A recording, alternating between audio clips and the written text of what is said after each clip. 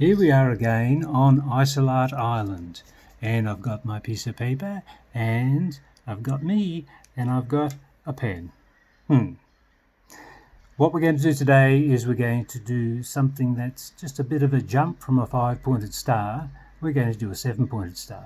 A special reason why we should do a 7-pointed star if we're Australians. So I'll see if you can think about why that might be. So to do a 7-pointed star, you need 7 points, of course. 1, 2, 3, 4, 5, 6, 7. 7 points. Now, the way we do it is that we get a point and we look to see that there are two neighbours, not just one with the 5, as with the 5-pointed star, two neighbours, but there's two opposite. So we're working with two neighbours and two opposites each time. So we start here and we go past the two neighbours to the one opposite. But we've got two opposite, not just one opposite. So here's the two neighbours. We go past the two neighbours to the one opposite. Then we go to the next point, just like we did with the 5-pointed star. And here we are, we've got two neighbours and two opposite. So what we do is we go from here to the point opposite, number 1, and the point opposite, number 2. So there we've done that there. Then we go here to the next point, and we've got two neighbours, two opposite. And so from here we go down to that one, and we go to the other opposite. Then we go here, and we can see we've already got one line going past two neighbours to one opposite, and this one here has to go past two neighbours to one opposite, and it happens so quickly that there we have a 7-pointed star. Now, we could do what we did last time, and we can make an infinity star drawing. We've got 2 points, and we go 3, 4, 5, 6, 7. 7 points. Let's start down here so that we don't get mixed up with those lines. Here we are at this point. We've got two neighbours, two opposite. We go from this line to an opposite line, and this line to an opposite line. We're sort of there. I sort of didn't quite make it, but anyway. Then we can go to the next point, and we can say, here's the two neighbours, here's the two neighbours, here's the two opposites. So I've got to go up to this point and up to this point. Then we can go to this point, and we say, okay, we've got to find two neighbours.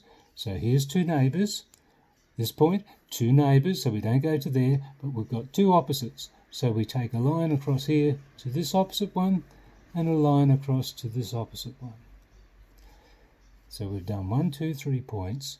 Then we go to this point and we say, oh, there's already one line going to an opposite. It goes past 2 and then to the one opposite.